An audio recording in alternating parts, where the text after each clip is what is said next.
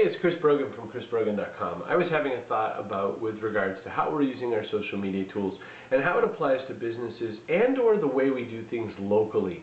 Something was on my mind about once we start getting our feet under us with this social media tools, I think the next thing we need to do is try to teach other people in our local community. The reason I say that is I think that it's sort of like the rising tide gathers all boats.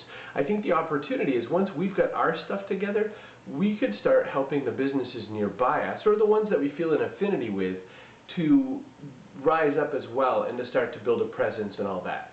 Where I got that idea was when I was in Lawrence, Kansas at Free State Social, and some of the places had a really great social presence and some didn't, and yet they were clustered around each other.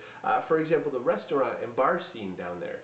So there's this area, and I don't remember the names of the streets, that had a lot of places really close by together, and I really think they could have benefited from really lifting each other up and making themselves an area. You know, Napa Valley was not exactly the way it is now with the wine tours and with everything kind of lining up.